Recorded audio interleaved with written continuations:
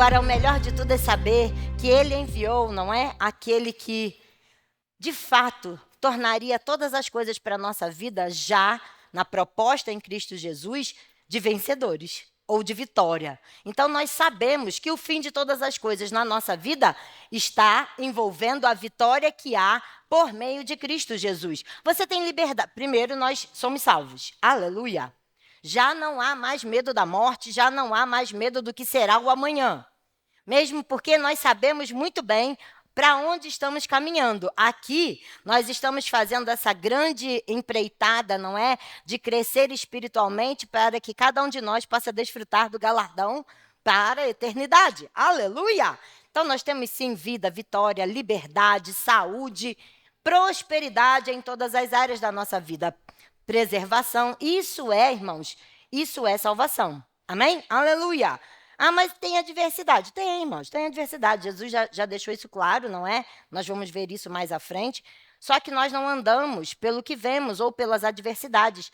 Nós andamos, como cantamos aqui, pela fé, e pela fé na própria palavra de Deus. Nós andamos na abundância de fé da palavra de Deus, no próprio Deus, em Cristo Jesus, ok? Aleluia. Você abriu lá? Eu vou abrir aqui também. Em Jeremias, no capítulo 29, não é isso? Os seus olhos e os meus olhos, portanto, irmãos, não vão estar colocados ou postos naquilo que está acontecendo. Você concorda comigo? Você que está aí nos assistindo nessa noite, irmãos, não coloque os olhos naquilo que possa estar tentando te afrontar, te amedrontar, te trazer para trás. E aqui nós também não vamos viver isso. Não é por quê? Porque nós não andamos por vista. E o bom de nós termos essa compreensão de não andarmos por vista, mas por fé, e fé do tipo de Deus. Irmãos, eu sempre lembro que Deus um dia disse para mim assim, você precisa, muitas vezes, para avançar, lembrar do começo. Que começo, irmãos? Lá onde ele disse, haja. Aleluia! Por quê? Porque nós precisamos manter conectado o nosso coração e a nossa boca. Segundo Deus, nós aprendemos que é possível criar, recriar, transformar, tirar do caos, não é? Ou aquilo que está no caos, para uma situação de posicionamento, fé, realização, e nós temos todas essas coisas em Cristo Jesus. Quando nós vemos que lá em 2 Coríntios 5,7 fala que não andamos por vista, mas andamos por fé, ou andamos por fé e não por vista, nós entendemos que, de fato, os nossos olhos não vão estar postos no que possa estar acontecendo, ou no que possa vir a acontecer, ou no que possa se mostrar ou fazer alarde na nossa própria vida. Amém? Você abriu lá em Jeremias, capítulo 29, o verso 11, onde diz, eu bem sei, não é assim? Começa assim o seu versículo. Eu bem sei os pensamentos que tenho a respeito de vós. São pensamentos de paz, irmãos. Seja Shalom, seja Irene, nós sabemos. Está aí inserido um contexto, não é? De significados, de compreensão. Mas, como nós temos entendido aqui, tem sido trazido duas frases ou dois pensamentos, ou pensamentos que se conectam e fazem com que nós possamos entender essa paz da parte de Deus. Seria nada mais quebrado, nada mais faltando. Basicamente, entender que esse Deus é um Deus de paz. Eu lembro que no Antigo Testamento, quando eles diziam Shalom, era muito mais do que dizer apenas a paz do Senhor. Os anciãos, quando se dirigiam a alguém ou um ao outro a respeito desse termo, não é declarar isso, era declarar que a sua vida estava plena. Era declarar que tudo ia bem, independente de. Era entender, e eles entendiam, para dizer isso, eles entendiam que estavam no contexto abundantes em todas as coisas. E nós estamos numa vida de abundância, irmãos, em Cristo Jesus. O Shalom sai de nós, a paz do Senhor sai de nós, irmãos, não como qualquer coisa ou uma mera palavra, mas o entendimento daquilo que está por dentro, vindo completamente à tona e abençoando a vida de outras pessoas, porque de fato nós já somos abençoados, e somos abençoados demais até para sermos amaldiçoados. Portanto, se somos abençoados, o que nós produzimos? Bênção. O que nós produzimos? A abundância. O que nós produzimos daquilo que temos da parte de Deus, a realidade que sai, que flui de nós naquilo que nós conhecemos pela palavra. E assim podemos andar em fé. Fé do tipo de Deus que produz resultado. Amém? Eu sei que muitos de nós querem mover montanha, querem andar por cima das águas. Mas sabe de uma coisa? Você resistir às situações e às provocações do sistema, do mundo, isso também é andar na fé poderosa de Deus. Não se deter ou não se render às circunstâncias daquilo que possa estar acontecendo, mas andar por fé e não por vista é demonstrar Deus por onde quer que nós andemos. Seja na nossa escola, seja no nosso trabalho, seja no dia a dia, seja naquilo que fazemos, irmãos, andando nessa palavra, seguros de quem nós somos, de que a paz de Deus não é que os pensamentos, planos, propósitos, dependendo da sua versão, lá de Jeremias 29:11, onde ele diz, eu bem sei os planos que tenho a respeito de vós, eu bem sei os pensamentos que tenho a respeito de vós. São pensamentos de nada mais quebrado, nada mais faltando, de uma vida abundante, da minha paz. Aleluia! Não de mal. Para quê? Para que você alcance o que você deseja. Para que o seu sonho seja realizado. Aleluia! Glória a Deus. Amém, irmãos? Oh, aleluia! Então, essa aqui não é, de forma alguma, uma palestra motivacional, ok? Você está vendo uma pessoa que, de fato, tem vivido isso. Irmãos, eu ouvi muito. Ah, você não. Está aqui Douglas que não me deixa mentir. Se os nossos pastores estivessem aqui, também diriam a mesma coisa. Quantas vezes eu ouvi, não, você não vai conseguir, não, você, de onde você veio, quem você é, a família que você, né, o que você vive, a maneira, não é, que você não tem nem o perfil. Aleluia. Sabe de uma coisa, em Cristo Jesus, a coisa que eu acho mais linda é exatamente o véu ter sido rasgado, o véu da inimizade entre nós e Deus, mas entre nós e nós. Sem falar que não importa se você tem 10 faculdades, não importa se você não tem nenhuma faculdade, não importa se você veio, né, da favela ou se você vem do reino, é tudo a mesma coisa em Cristo Jesus. Aleluia! Aleluia! Eu digo isso, irmãos, porque eu tinha feito faculdade, sabia juntar letrinha com letrinha, palavra com palavra, sabia ler a Bíblia. Olha que coisa linda e maravilhosa. Sabia ler. Estava lá escrito aquele monte de coisa linda e maravilhosa. Mas aquilo era uma realidade por costume, talvez. Porque eu havia aprendido, porque havia a palavra já pecado no meu vocabulário, o entendimento de uma coisa ou de outra, mas aquilo não era uma verdade para mim. Não havia uma comunhão, não havia uma unidade entre eu e o Senhor. À medida que eu recebi o Senhor Jesus como Senhor da minha vida e o Espírito que revela as coisas de Deus, me tornou agora um ser conhecedor da dimensão espiritual. Aí sim, eu pude ler essas palavras, não apenas como palavras, mas elas pulavam para dentro de mim. Elas sentavam comigo na sala da minha casa, na cozinha da minha casa, e eu podia conversar, eu podia me relacionar com o Todo-Poderoso, com o Deus Criador, com o meu Pai. Aleluia! E aí eu ouvi tantas e tantas vezes, não, você não vai conseguir, não, a sua família não vai conseguir, olha de onde você vem, olha a estrutura que você não tem, como poderia, não, você não tem o perfil. Irmãos, nós não tínhamos perfil, nós não éramos, nós podíamos ser além. Em Cristo Jesus agora somos todos um. Porque aquele que se une ao Senhor é um só espírito com Ele. Aleluia! Eita, irmã, vou te dizer. Mas o que tem isso a ver com prosperar em tempo de adversidade? Exatamente. Porque tem gente que vai dizer para você, ou as circunstâncias vão dizer para você, não vai dar certo. Você não vai conseguir. Ó, isso daí não é para todo mundo, não. E de fato não é para todo mundo, não. É para os que creem. Diga, é para mim.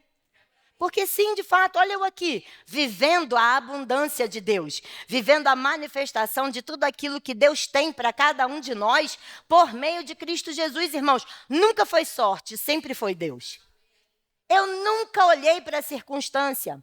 Lá no Rio de Janeiro, as pessoas diziam, e eu ministrei, acho que uma das primeiras vezes que eu ministrei para a igreja, eu usei a palavra indesistível, porque eu sou indesistível. Em Cristo Jesus, eu sou indesistível. Eu sempre falei, e ministrando nessa primeira vez, eu ensinei a igreja lá a dizer assim, e eu quero que você diga comigo, eu não respeito o impossível. Aleluia! Pode dizer de novo, eu não respeito o impossível. Rapaz, tinha tempo que eu não falava isso. Eu não respeito o impossível. Aleluia! Eita glória! Lá em Isaías, no capítulo 46, irmãos. Vamos ler lá, abra sua Bíblia. Aleluia! Aleluia! Deve ser Deus, mas ele sabe que a gente está ministrando agora. Oh, glória a Deus! Aleluia! Isaías no capítulo 46. Aleluia!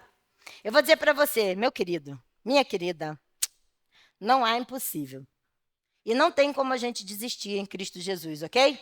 Eu creio no Deus que é meu Pai, você crê no Deus que é seu Pai. Ele é nosso Pai e Ele é o Deus do impossível. E desde que eu cheguei para esse lugar, desde que eu cheguei em São Paulo, irmãos, eu tenho visto o impossível acontecer diante dos meus olhos, amém?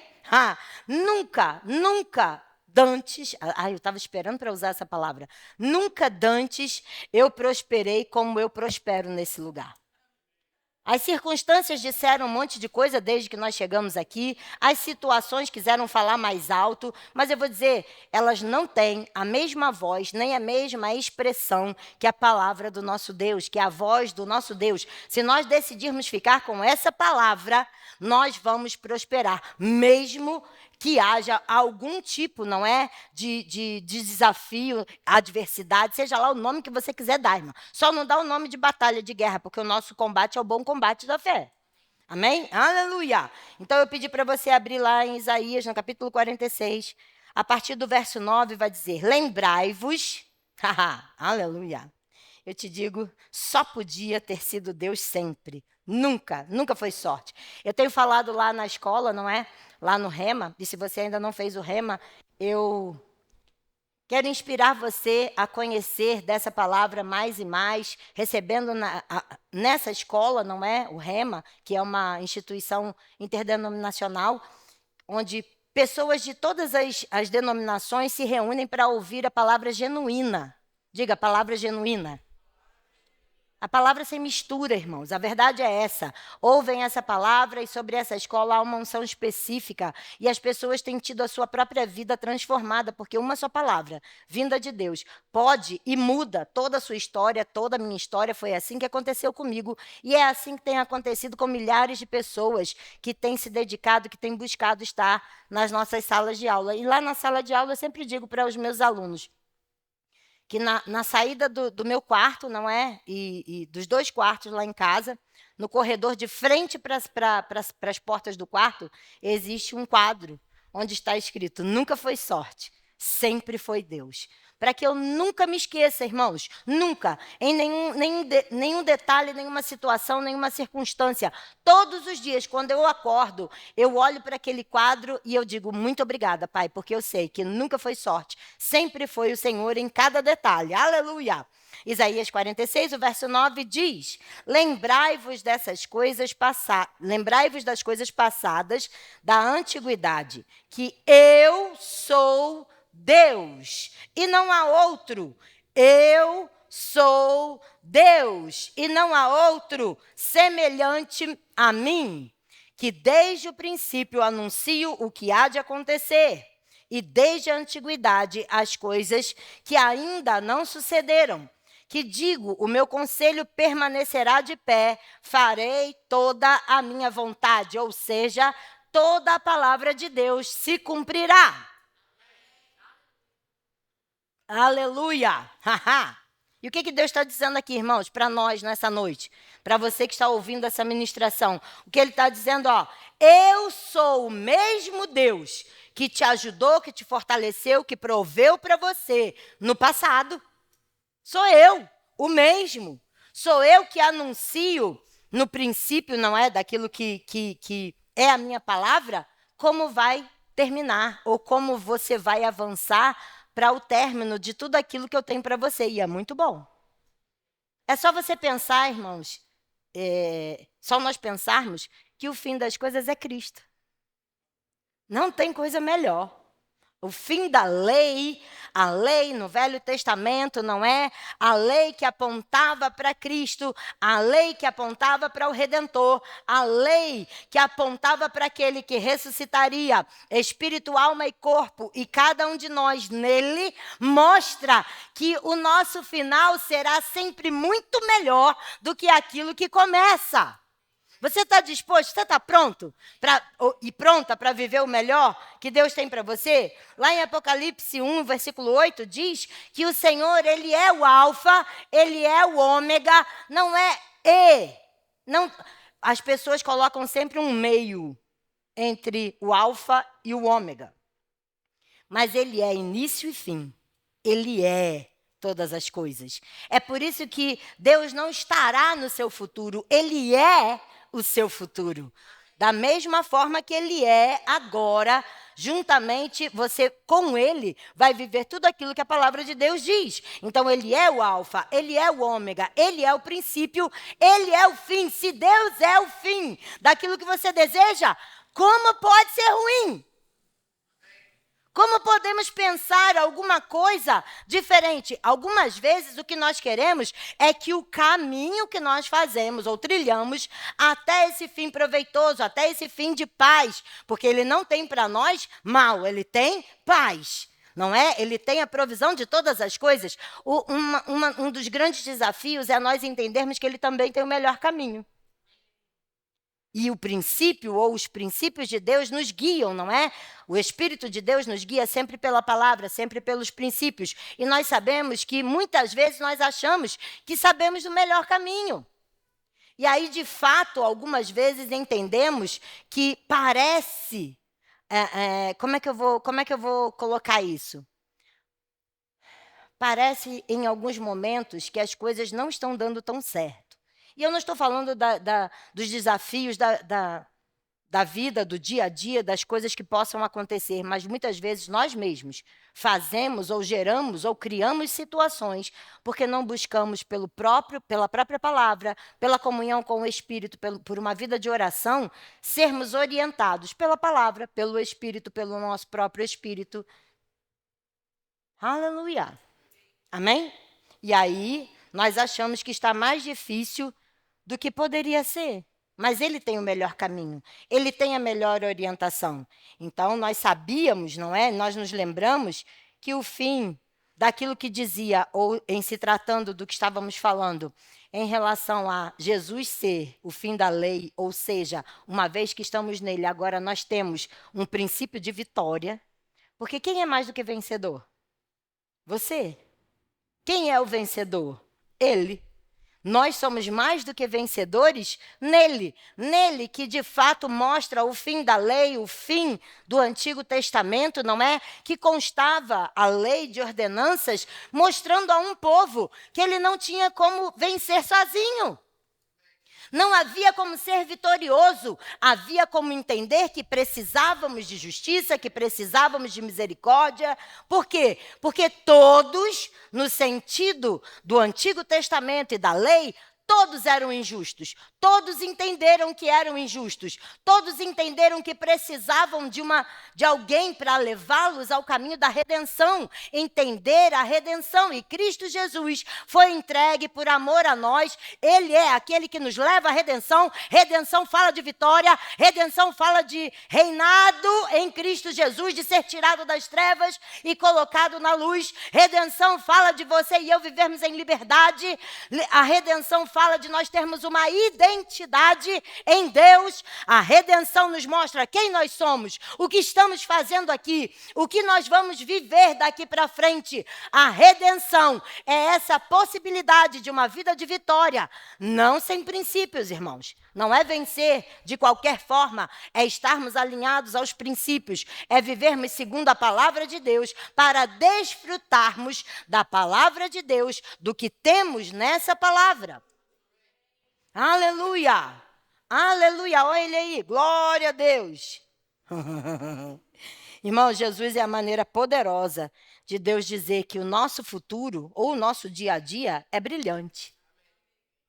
Eu lembro de um dos livros que nós temos citado, ou ouvido bastante para lermos, do nosso querido Pastor Bud, não é? Papai Bud, fundador do nosso ministério, e ele dizia, não fale negativo, irmão. Por que ele falava isso?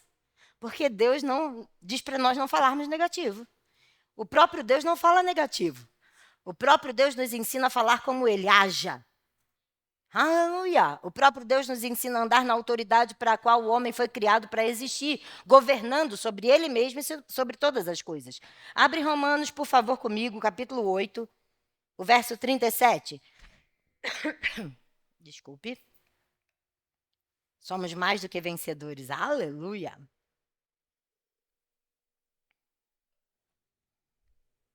Deus é bom. Ele é bom mesmo, em todo o tempo. Tiago 1,17 diz que toda boa dádiva, todo dom perfeito vem direto lá do alto, descendo do Pai das luzes, em quem não há mudança, não é nem sombra de variação. Aleluia! Ele é e ele é. Romanos 8. Oxe, já estava lá. No versículo 37, diz assim, não sei se na sua Bíblia, na sua versão, vai dizer a mesma coisa que a minha.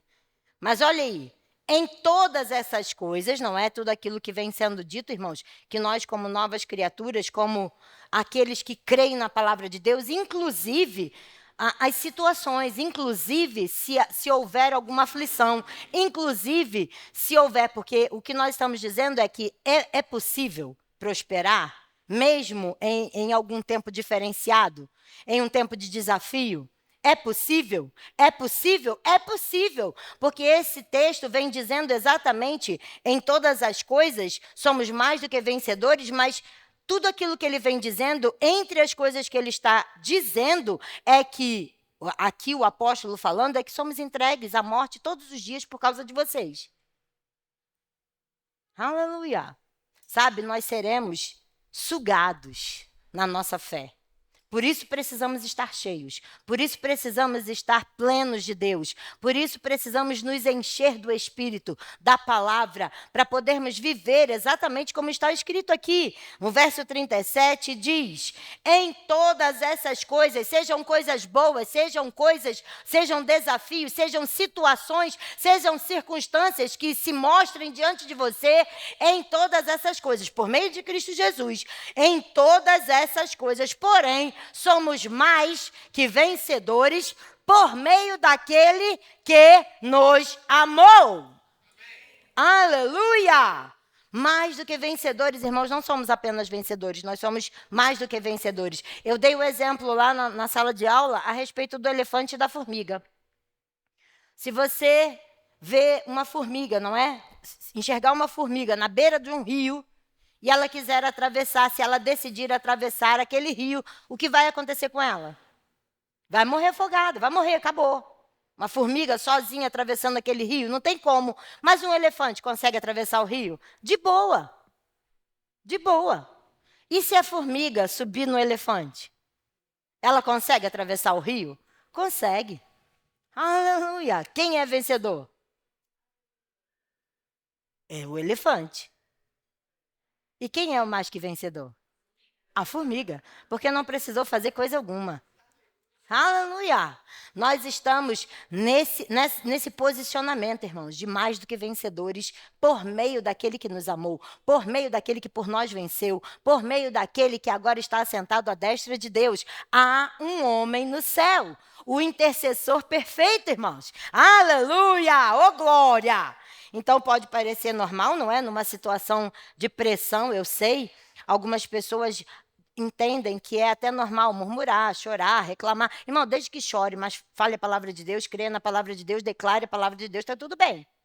O que nós não podemos é questionar, porque se nós tiramos da equação aquele que pode nos livrar, aquele que nos faz mais do que vencedores, porque se nós questionamos, sabe que o seu porquê, o meu porquê para Deus, faz com que nós tiremos da equação aquele que pode nos livrar.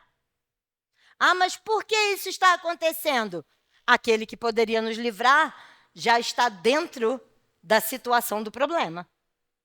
Ou seja, eu e você entendemos que o criador daquela situação é o criador da solução, aquele que seria o criador da solução.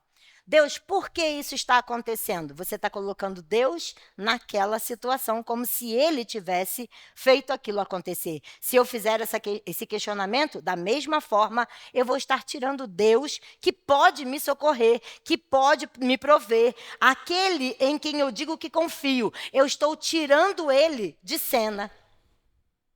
E aí, quem vai nos socorrer? Quem vai ser por nós? Aleluia! Amém? Você está entendendo? Então, eu sei que muitas vezes, numa situação de pressão, irmãos, a tendência do ser humano é murmurar, é questionar, mas sabe de uma coisa? É possível ser diferente. Antes nós não tínhamos essa habilidade, mas hoje nós temos. Qual é a solução? Sabemos que não é mágica, é viver pela fé. Porque, olha só que coisa interessante, boca e coração têm que estar completamente ligados no nosso caso. Então, a boca e o coração, eles têm que estar ligados na mesma fé, a fé do coração. Oh, aleluia! O coração cheio de fé na palavra de Deus. E a palavra da fé no nosso coração saindo pela nossa boca. Aleluia! A palavra da fé, saída de um coração que crê na palavra de Deus, partindo da boca do cristão, muda circunstâncias, muda situações, coloca mortos novamente de pé. Levanta doentes, restaura vidas, renova casamentos, transforma todas as situações. Eu gosto da passagem da viúva. 2 Reis, lá no capítulo 4, a partir do verso 1, nós vemos que essa mulher, irmãos, aquela mulher, não é, que nós citamos como a mulher da botija, com o azeite, não é, que gerou vida na vida dela, mas se nós olharmos a história dela, o que nós podemos entender é que ela poderia ser o maior exemplo de tristeza, por conta daquilo que estava acontecendo, por conta das perdas. A perda do marido e logo a seguir seria a perda dos filhos que seriam tirados dela para pagamento de uma dívida. E aí, pesquisando, nós vamos ver, irmãos, que ela desfruta de abundância, de prosperidade no momento de adversidade. Lá em 2 Reis, no capítulo 4, a partir do verso 1, essa aqui, não é, era a mulher dos discípulos dos profetas. Na verdade, os historiadores dizem que é Obadias, mordomo do rei. E rei esse chamado Acabe. Acabe que era marido daquela mulher que queria matar os profetas. Olha aí. Sabe por que esse homem tinha uma dívida tão grande? Os historiadores, pelo menos alguns historiadores famosos, dizem que Obadias escondeu pelo menos 100 profetas nas cavernas e os alimentava com pão, com o alimento, sustentou eles com pão, com água. Agora, como Jezebel estava atrás, não é, dos profetas para matá-los, quem usou de recursos para sustentá-los, portanto, teria sido esse homem. E aí o que acontece é que a dívida dele vai parar na situação da vida dela. A partir do momento que ele morre, essa dívida, os credores vão chegar para levar os filhos da mulher dele, ou os filhos dele. Como? Como pagamento dessa dívida. Porque eu ficava pensando, gente, como é que esse homem, né, arrumou uma dívida desse tamanho para levarem os filhos dele? Na verdade, muito provavelmente sustentando os profetas, pelo menos 100 profetas. E aí ela corre para quem, irmãos, quando isso acontece? Ela corre para a pessoa certa. Ela vai para Eliseu, lá no versículo 2, e pergunta a ele a respeito, não é, do que estava acontecendo, e ele diz: que te hei eu de fazer? Dize-me, o que é que tens em tua casa? Ela responde: a tua serva não tem nada em casa. Eu imagino que essa vírgula aqui diz que ela parou um pouquinho, pensou e disse: se não, uma botija de azeite. Olha isso. Já parou para pensar na situação? Porque ele chega e pergunta para ela: o que você tem em casa? Primeira coisa que ela diz: a tua serva não tem nada, mas tem uma vírgula aí. Essa vírgula é uma pausa. E ela: opa, não, peraí, tem uma botija de azeite. No verso 3, ele diz a ela, então: vai, pede emprestadas vasilhas. Em algumas versões diz: e não poucas, não é? A todos os teus vizinhos, vasilhas vazias, e aí repete, não poucas. No verso 4 diz, então, entra, fecha a porta sobre ti. Rapaz, depois da ministração do Douglas sobre porta, nunca mais eu vejo porta na Bíblia da mesma maneira. Jesus, aquilo foi... Não é? Não é, Douglas? Pelo amor de Deus. A porta, irmãos, que representa Jesus, toda porta que representa Deus é porta de prosperidade, é porta de vida, é porta de ressurreição, como foi aquela porta. Aleluia! Nunca mais eu vejo porta da mesma maneira quando eu ler a palavra de Deus, amém? Então ele diz, fecha a porta sobre ti e sobre teus filhos. Ou seja, para olhar... ou para aquilo que passasse lá fora, estivesse acontecendo lá fora, e que pudesse dizer ao contrário, não afetasse o que estava acontecendo ali. Precisava da fé, precisava que ela olhasse só para aquilo que vinha de Deus. Mas vamos continuar. E deita o teu azeite em todas aquelas vasilhas. Ponha à parte aquela que estiver cheia. O que está dizendo ali? Está aqui a vasilha de azeite, chegava uma, bota de lado, bota de lado, bota de lado. E enchendo, e enchendo, e enchendo, e enchendo. Eu não sei quantos vizinhos ela tinha, mas ela pegou tudo que era vasilha que podia. Porque ela obedeceu até que não havia mais vasilha. Só parou o azeite quando não havia mais vasilha para encher. Amém? E aí no verso 7, ela avisa isso para o profeta, que vai dizer para ela o quê? Agora, vende o azeite e paga a tua dívida, que não era pequena. Porque eram os filhos dela que estavam sendo levados, amém? E aí, tu e teus filhos vivei do resto. Gente, para viver do resto, aleluia, é porque não era pouca coisa, não. Eita, Deus bom demais, irmãos, aleluia. Eita, glória a Deus. Vamos lá, vamos lá, vamos lá. Então, veja que aquilo que pareceria ou que seria uma situação de pavor, de medo, as perdas que estavam visivelmente para acontecer, não é? A vergonha, os sonhos, irmãos, perdidos, a angústia, ao se firmar nos princípios, a olhar apenas para Deus, a olhar apenas para a palavra do profeta, que representava a palavra de Deus, a instrução de Deus, nós vemos que, da parte de Deus, ele fez o que ele sabe fazer muito bem. Derramou abundância na obediência. Ele derramou abundância sobre a obediência. Ele derramou abundância sobre a obediência. Ele derramou abundância sobre a obediência. Ele derramou abundância sobre a obediência. Ainda que fosse o tempo que fosse, ela decidiu obedecer à palavra de Deus. E sobre a obediência, Deus derramou a abundância. Lá em 2 Coríntios, capítulo 9, nós usamos muito esse capítulo, não é para falar sobre dízimos e ofertas, não é? Nós vemos aí na versão revista e atualizada, dizendo, Deus pode fazer-vos abundar em toda graça, a fim de que, tendo sempre em tudo ampla suficiência, superabundez em toda boa obra. Até aí. Agora, como que isso acontece? Fé, obediência e perseverança. Fé, obediência e perseverança são fundamentos, são princípios que nós, estabelecidos sobre eles, nós vemos porque atraem o sobrenatural de Deus, atraem a abundância de Deus, atraem a prosperidade de Deus. Quais são os princípios? Fé, obediência e perseverança. Fé, obediência e perseverança. Diga fé, obediência e perseverança.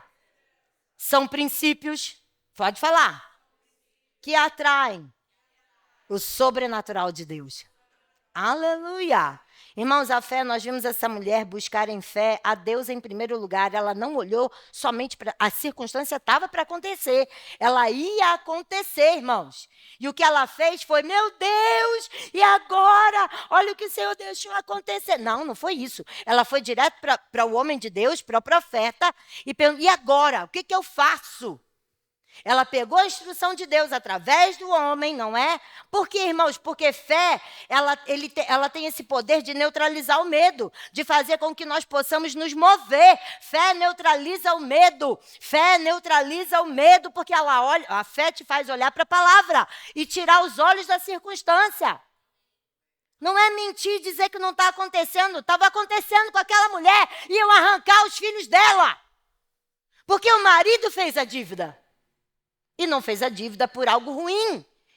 Pelo que nós entendemos, através do estudo, ele alimentou profetas, escondidos em cavernas, ele gastou, não é? Ele usou os recursos para aquilo. Aí muitas pessoas poderiam pensar, mas eu me dispus das minhas coisas para o reino, para Deus, para as coisas de Deus. Olha o que está acontecendo. Ela podia ter feito isso? Podia, mas ela decidiu viver pela fé, andar na fé, buscar em fé o que fazer. E essa fé neutraliza o medo quando ela olha para a palavra e tira os olhos da circunstância. Porque a fé, ela derruba o argumento da razão. A fé derruba o seu raciocínio lógico muitas vezes. Sabe quando todo mundo está dizendo para você, não faz porque, como diziam para mim, não, isso não vai dar certo. Não, você não pode. Não, você não consegue. Não, você não tem como. Eu decidi ficar com a palavra. Está aqui o Douglas que não me deixa mentir. Aleluia. Aleluia. E não precisava, irmãos, porque você tem o Espírito Santo e entende a verdade, recebe a palavra de Deus e sabe quando é verdade, amém? A fé, ela derruba, sim, os argumentos da nossa alma, do nosso pensamento. E ela vai tornar sempre eficaz as nossas orações, as nossas confissões e as nossas ações segundo a palavra. Se eu olho para a circunstância e faço com que, ou entendo que ela é mais poderosa que o meu Deus que me tirou da miséria, o meu Deus que tem me feito viajar de norte a sul, de leste a oeste, quando as pessoas diziam que eu não conseguiria nunca pegar um avião. Mas Deus não precisa nem do meu dinheiro. Só que agora eu tenho, se eu quiser, ainda que não seja dia de aula, ainda que não seja por conta de aula, graças ao meu Deus, porque nunca foi sorte, sempre foi Deus. Eu me recuso a aceitar o impossível. Eu me recuso a retroceder. Eu me recuso a desistir, porque eu tenho a fé que criou todas as coisas. Eu tenho a fé que recriou todas as coisas. Eu tenho a fé que desfaz o caos. Eu tenho a fé que ressuscita mortos. Eu tenho a fé que ressuscitou a Jesus de dentre os mortos. Pode vir demônio, circunstância, situação. Quem quiser dizer não é bem assim, perdeu e perdeu feio. Porque é bem assim como está escrito. E eu não abro mão. Não abro. Porque eu sei de onde essa palavra, de onde a fé em Deus me tirou. E onde ela me colocou e onde ela vai me levar.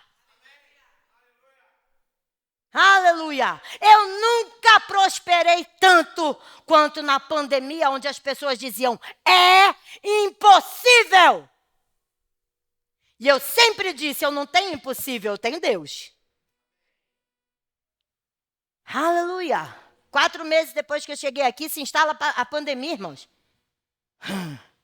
E as pessoas lá de casa diziam, volta, você está maluca? Gente na igreja dizia, Marta, você tem casa própria. E foi essa frase, como eu tenho raiva dessa frase.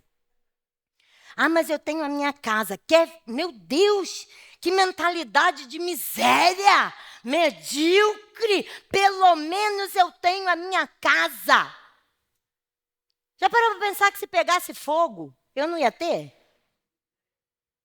Quantas enchentes, não foi, Douglas? Quantas enchentes levaram um monte de coisa, irmãos? Não é isso, é a nossa fé no Deus provedor, porque é Ele quem provê. Não é o que você faz, não é onde você trabalha, aquilo é um meio, é um canal que Ele usa para te abençoar, porque você é abençoador, você já é abençoado. E agora você é um canal para ampliar o reino de Deus. Aleluia, eu me recuso e brigo. E não faço por maldade, não faço por rebeldia, mas eu sei de onde essa palavra, esse Deus e a fé nessa palavra me tirou. Aleluia! Não, você não pode, posso. Ah, você não vai conseguir, consigo. E isso não é soberba, é para dizer que eu creio, e naquele que eu creio, e o Deus que eu creio é poderoso para fazer. Aleluia! Não abra mão da palavra. Ah, mas a circunstância fica... Sabe qual a diferença? Vamos dizer que aqui está a fé. A fé é do tipo de Deus. Aí aqui, sei lá, está a circunstância. E aqui, a palavra de Deus.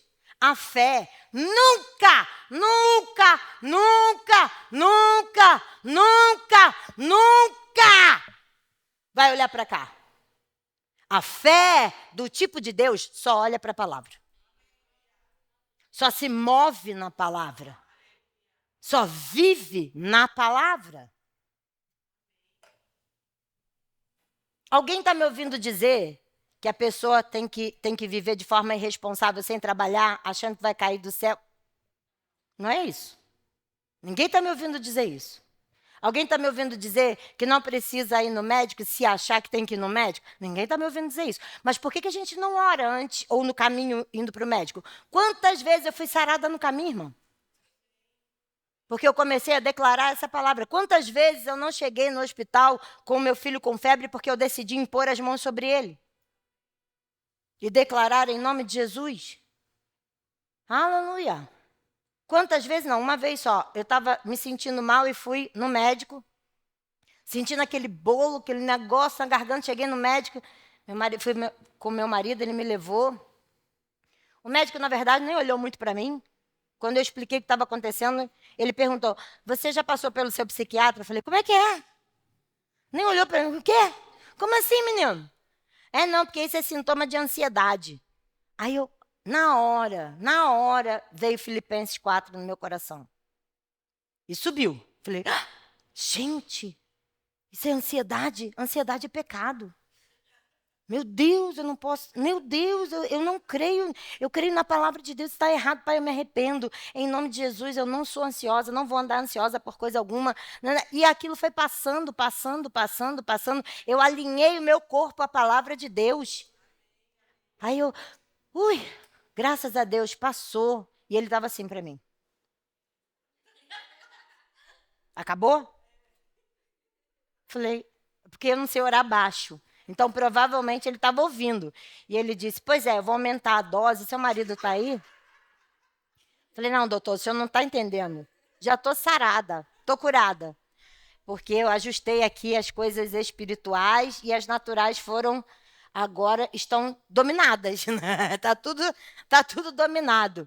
E ele falou, pois é, mas você vai passar ali, sei o que. Eu falei, o médico era grande pra caramba, pra chuchu. Meu marido não estava comigo, estava lá na sala de espera. Eu falei, bom, eu não posso com ele, né? Peguei a minha folhinha, falei, vou lá no moço, lá da enfermaria. Cheguei lá, você vai tomar esse remédio? Falei, não vou. Vou te explicar o porquê. Porque, na verdade, aconteceu assim, e eu tô curada, tô sarada. Ele, eita, irmã, mas eu... já cheguei na... E ele era pequeno. Aí ele, eita, irmã, então, eu vou te dizer uma coisa. Eu acredito no que você está dizendo, mas eu não posso te liberar se o médico não te liberar. Eu falei, rapaz, o negócio tá... Falei, Senhor, o médico não olhou mesmo para mim. Cheguei lá com a folhinha, eu estava curada, tá? Eu estava curada. Cheguei, então, se eu disser para você que ele disse que está tudo bem, eu posso ir embora? Pode. Falei, então, peguei a folhinha, fui lá no médico. E aí, doutor? E aí, tá tudo certo? Falei, tá tudo certo. Eu falei, então, tô liberada? Tá liberado, tchau. Linda. E o meu marido, engraçado, né? Meu marido lá na sala de espera... Na televisão. Bora, bora, bora, bora, bora, meu filho, vamos embora. Porque olha o pensamento, vai que o enfermeiro diz lá que não foi bem assim, né? Falei, bora, meu filho, o que foi? Vamos embora, meu filho, vamos embora. Tô sarada já, vamos embora, pelo amor de Deus. Aleluia. Então a fé, irmãos, é isso aí. Ela torna eficaz a sua oração, a sua confissão, a sua declaração e a sua ação.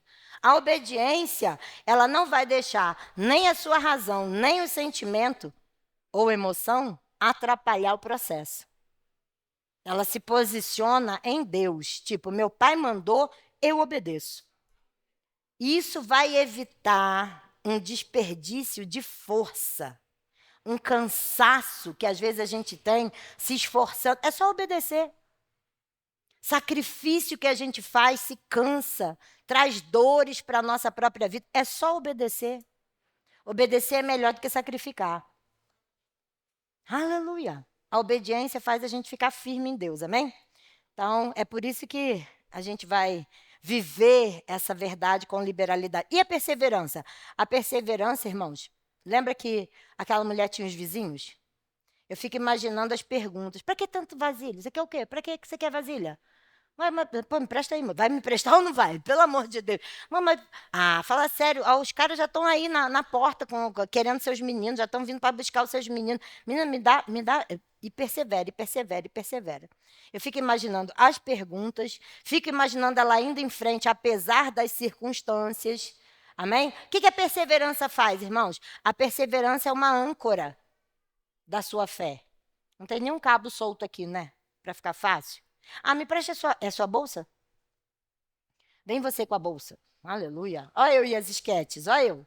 Olha eu e os exemplos. Então, vamos dizer que essa daqui é a minha fé. Tá? Não, essa aqui é a minha fé, ok? Aí eu coloco a minha fé no degrau de glória que eu quero. Tá lá. Aí eu vou puxando, mas se vem algum vento, alguma situação, essa fé pode ser removida de lá. Como assim? A perseverança é a âncora, porque vamos dizer que essa aqui é a minha fé e a perseverança é a âncora da minha fé.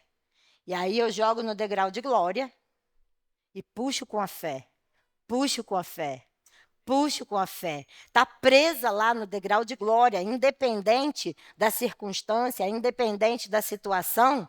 A perseverança mantém a minha fé no lugar até que eu chegue naquele degrau de glória. Dali eu lanço ela para outro lugar. Agarro com a perseverança, amém? Aleluia! Eita glória! Aquela mulher, irmã, podia ter murmurado, podia ter reclamado, mas podia ter se aconselhado com pessoas que não tinham nada a ver. Muito cuidado com a associação. Porque toda associação gera uma influência, toda influência gera uma atitude, porque essa influência vai gerar pensamentos que vão gerar atitudes, e essas atitudes vão gerar ou resultados ou consequências. Amém? Então, todas as vezes que coisas acontecerem, busque no lugar certo, busque na palavra, busque em Deus, busque em pessoas que estejam alinhadas à palavra de Deus, ok? Aleluia. Essa mulher fez o certo, ela foi direto naquele que estava conectado a Deus. Agora você está conectado a Deus diretamente. Então, muitos não vão conseguir ver, algumas vezes, resultados, por quê? Porque eles se voltam para a circunstância, irmãos. A circunstância é um quadro pintado por Satanás, hoje no mundo. Só que nós precisamos nos lembrar que temos a palavra como a água raiz. Não é assim que a gente limpa a pintura? Com aquele produto que tira a tinta? A palavra de Deus é exata. Vamos dizer aí, o tal do thinner para alguns, não é? Eu uso água raiz quando pinto. E aí eu vou tirando a pintura que eu não quero, eu tiro com água raiz. Quando o diabo coloca quadros para você, ou as circunstâncias, a gente precisa apagar com a água. A água da vida é exatamente aquela que apaga as setas e as instruções e as pinturas do diabo, amém? Aleluia! Nenhuma adversidade é maior do que Deus. Nenhuma adversidade é maior do que Deus. Você pode dizer isso para você? Nenhuma adversidade. Aleluia! Aqui nós vimos aí as instruções do profeta, amém? Quando ele diz, pega teus filhos, pega as vasilhas, vai começar a acontecer as coisas, agora entra e fecha a porta. Para a gente seria assim, agora sai do Zap, agora sai da internet, agora sai das mídias sociais. Olha só para a palavra. Você precisa se encher da palavra para poder ter em você material suficiente para se manter firme, amém? Vamos parar de expor a nossa vida e as nossas necessidades, como se as nossas circunstâncias colocadas diante de todos fossem ser resolvidas por todos. É Deus quem pode fazer. Amém? Aleluia! Outro exemplo, e eu vou começar a quase encerrar, não é encerrar, né? Então, aí, é o de Lucas, no capítulo 15, o filho pródigo. Todo mundo fala daquele jovem, ele pede a parte dele da herança. Irmãos, tem o judeu, principalmente, não é? O povo, naquele entendimento, existia a parte imóvel, a parte da herança que não podia ser distribuída antes do tempo. Amém? O que ele pede da herança é a parte que cabe a ele. Eu quero a minha parte. Tanto que o pai dá. O pai dá, ele vai, faz a festa, perde tudo, acaba com tudo, não é? Tudo aquilo que cabia a ele, ele levou, usou, fez e aconteceu, perdeu tudo. Você concorda que uma crise foi estabelecida na vida daquele rapaz? Ele tinha tudo, perdeu tudo, e agora a adversidade. Tem ou não tem? Tem adversidade, irmão. Só que uma coisa ele se lembrou. Aleluia. E eu quero que você pegue isso pelo Espírito. O que ele lembrou foi: na casa do meu pai há provisão. Na casa do meu pai, apesar da situação, apesar do que aconteceu, na casa do meu pai há pão, na casa do meu pai há solução, na casa do meu pai eu encontro vida. Irmãos, só há abundância em Deus, só há abundância na casa do Pai, só há abundância na palavra de Deus, só há abundância na nossa vida com Deus. É a nossa filiação que traz para nós a herança da qual nós desfrutamos. Um outro exemplo que eu gosto é de Isaac. Gênesis, no capítulo 26, a partir do verso 1, a gente não vai ler, você conhece basicamente aí. Sabemos que Isaac foi alguém que prosperou, não é? Tremendamente, num tempo de fome, num tempo de escassez, não tinha chuva, não estava chovendo, a semente, ela mirrava no campo, mirrava na terra, mas os poços dele estavam sempre cheios d'água. Aleluia, oh glória. E aí vieram as circunstâncias, vieram as adversidades e entulharam os poços dele. Maldade, não é não? Fala sério, maldade. Agora, pensa aí, algumas coisas, irmãos, algumas vezes vão acontecer, algumas adversidades vão tentar entulhar os nossos poços de provisão. E eu não estou falando de provisão só de dinheiro, irmãos, estou falando daquilo que nós temos de melhor em Deus, daquilo que flui de nós e que não nos deixa viver uma vida de mediocridade mediana. Mas algumas coisas vão tentar ou até vão entulhar alguns poços. Só que o que a gente vê que aconteceu? Isaac, ele não chorou, não murmurou.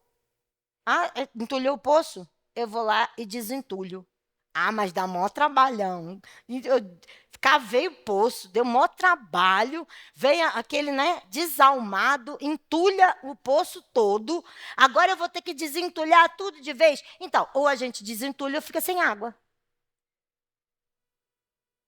É a escolha.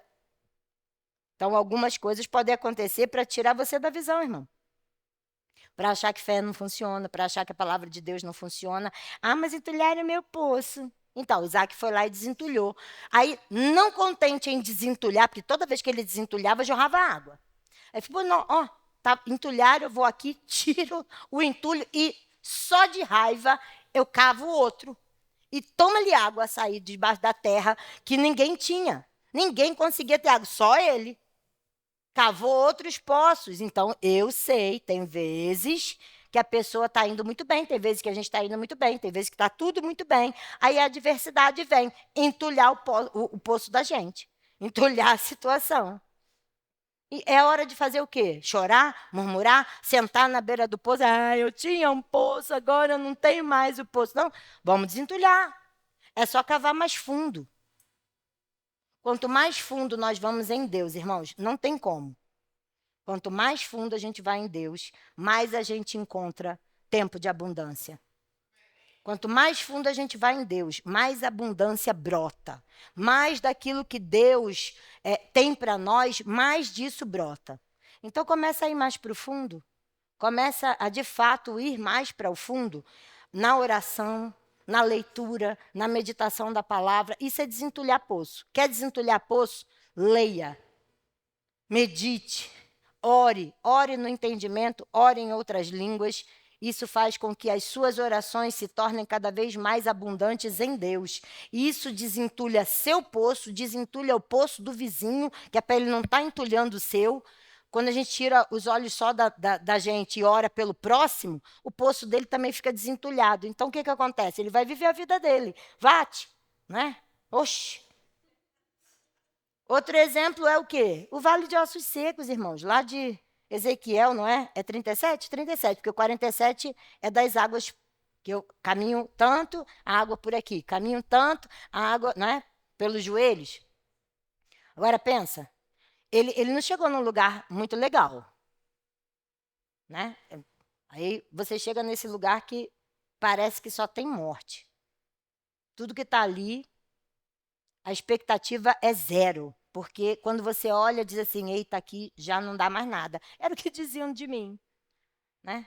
Eu sou aquele vitorioso, como é que é, Douglas, que falava? Vitorioso improvável, não sei o que, improvável? O Douglas é a minha memória recente. E a passada também. Vencedor improvável? Alguma coisa assim. Eu sou essa. Não tem como, não dá, não pode. É ruim, hein? Ó, pro diabo. Pronto. Balela do diabo. Se o diabo estiver dizendo para você, não dá, não pode, você não vai conseguir, é mentira. Ele é mentiroso, pai da mentira, e tudo que é mentira é o que ele gosta, é o que ele vive, é daquele negócio que ele vive. Aleluia, aleluia. Cara, ele estava lá no meio daquele monte de nada, osso. Aí veio a palavra de Deus. Dá uma ordem. O que é, ou onde é, na nossa vida, naquilo que nós estamos fazendo hoje, onde é, se é que há algum momento, algum lugar que nós chegamos e vimos, eita, isso aqui não tem mais jeito. A instrução de Deus é a mesma que ele deu para o profeta lá. Chame o Espírito da vida. Chame. Declare sobre esses ossos secos, declare sobre essa morte, declare sobre essa impossibilidade. Seja possível em nome de Jesus. Vida, venha para essa situação. Vida de Deus, venha para essa situação. Vida de Deus, transforme essa morte em vida. Vida de Deus, eu chamo você sobre esses ossos, sobre essa circunstância, sobre essa impossibilidade, porque para Deus não há impossível e tudo é possível ao que crê. Aleluia. Irmãos, se Isaac prosperou em tempo de fome, se aquela mulher viu a multiplicação do azeite e enriqueceu quando era para os filhos dela serem, inclusive, levados como escravos. Se o filho pródigo entendeu que há provisão na casa do pai, que tem abundância. Se um homem montou um exército de vida onde só havia morto, e tudo isso eles fizeram na antiga aliança, tudo isso eles fizeram no Antigo Testamento, meu Deus, muito mais nós, filhos na aliança superior, filhos de Deus, vivendo a vida de Deus, temos que desfrutar da abundância em todas as áreas da nossa vida. 2 Coríntios 8, irmãos, a partir do verso 9, 8, vai dizer o quê? Eu vou abrir lá.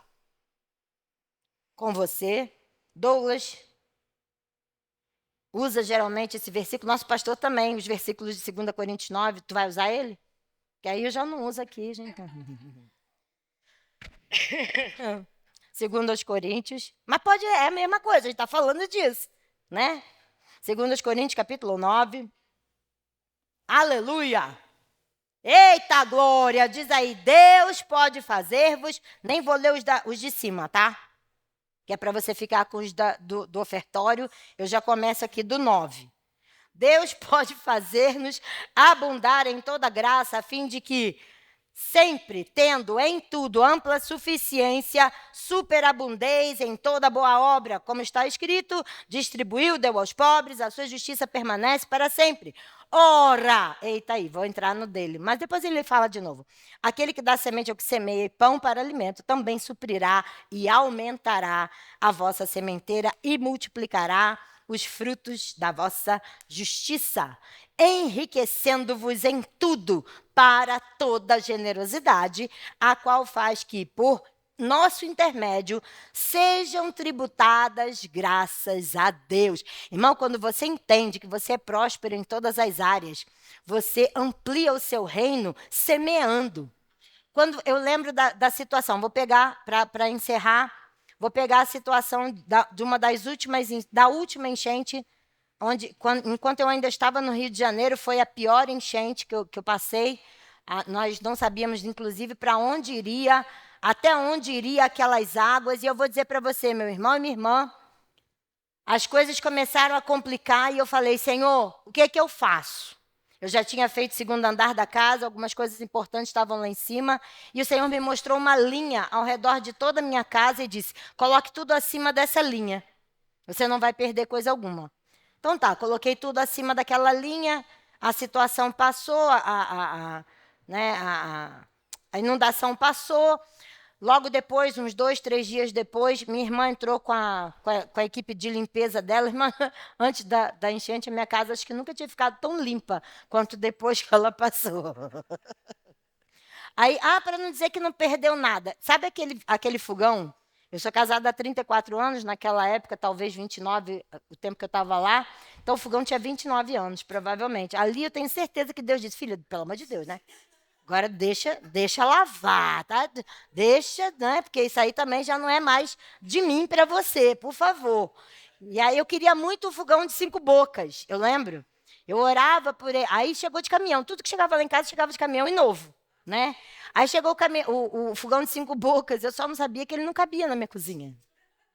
Não cabia, não passava na porta. Aí teve que abrir a porta para colocar o fogão lá dentro. Chegou tudo, irmãos. E faltavam 10 dias para eu começar a dar aula. Começou a chegar tanta coisa, tanta coisa, tanta coisa, tanta coisa, tanta coisa. Eu lembro que eu me senti uma centopeia. Só uma pessoa me deu, acho que um fardo de sapatos nas caixas, que devia ter ali uns 50 pares de sapato. Eu falei, Senhor, mas eu não perdi nada. E aí o Senhor me lembrou, lembra que quando as coisas estavam acontecendo, você estava dando glória, você estava dando graças? Porque eu dizia, Senhor, eu te dou graças. Primeiro porque eu não vou perder nada daquilo que o Senhor me deu. O diabo não me deu, ele não vai me tomar. Eu ordeno em nome de Jesus. Isso é uma fatalidade, é uma coisa que aconteceu, são forças que nesse momento eu não sei lidar com elas, mas eu não vou perder coisa alguma. Eu determino que o que é meu não vai ser tirado, não vai ser roubado. Eu te dou graças porque o Senhor está comigo, porque nós não vamos viver em medo, nós não vamos viver aterrorizados por essa situação. E eu dava graças. Ele falou, pois é, naquele momento você deu graças, você multiplicou aquilo que você precisaria. Para quê? E a gente está falando de semente, amém? Não está perdida a história, não. O que aconteceu foi que ele me lembrou do Salmo. 1.000 cairão ao seu lado, 10.000 cairão à sua direita e você não vai ser atingida. As minhas coisas não foram atingidas, mas todo mundo ao redor perdeu. Então, o que chegava não era para mim. Ele falou, o que vai chegar, o que está chegando não é seu, é semente. Porque à sua direita existem pessoas que precisam, à sua esquerda, e eu sei que aquilo foi fornecido para muitas pessoas. Roupa de cama, cama, mesa e banho, foi distribuído, pares de sapato, roupa, de todo tipo. Eu fui viajar, fui dar aula e meu marido me ligava dizendo, Marta, continua chegando coisa aqui em casa. O que eu faço? Você distribui para fulano, distribui para ciclano. E aí a última frase que nós lemos aqui é, verso 11, enriquecendo-vos em tudo para toda generosidade, toda generosidade, toda generosidade, a qual faz com que, por nosso intermédio de quem, irmão? De quem está sendo generoso. De quem tem a semente. E não come a semente, mas semeia a semente. Por nosso intermédio sejam tributados graças a Deus. Todos os que recebiam diziam, graças a Deus. Eu perdi tudo. Mas Deus, e eu dizia, é Deus quem está dando, não sou eu.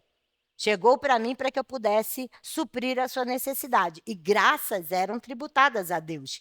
É por isso, irmãos, que nós precisamos vencer os sinais pessimistas com a palavra de Deus. Nessa fé que transforma situações, que transforma tudo que a gente possa olhar só com os nossos olhos naturais. Então, não coloque os seus olhos na circunstância. Pelo contrário, tire os olhos da circunstância. Coloque em Jesus, coloque na palavra, coloque, viva a nova realidade, porque se você ainda não viu, vai ver o que Deus está fazendo e o que Ele vai continuar fazendo e o que Ele vai fazer. Tanto pela sua vida, como pela nossa vida, como pela nossa igreja. Eu creio, irmãos, porque o próprio Senhor diz, eu velo pela minha palavra para cumprir. A sua vida tem promessas, a minha vida tem promessas, essa igreja como um todo tem promessas e nós vamos ver todas elas se cumprir. Aleluia, aleluia, eita glória. A causa da nossa vitória não é a falta de adversidade. Aleluia. Já parou para pensar nisso? A causa, o motivo da nossa vitória não é porque não tem adversidade, mas é porque nós andamos na certeza de quem somos. É porque nós andamos na certeza daquilo que nós podemos por meio de Cristo Jesus. Você pode se colocar de pé? Aleluia! Eita glória! Aleluia! Deus é bom!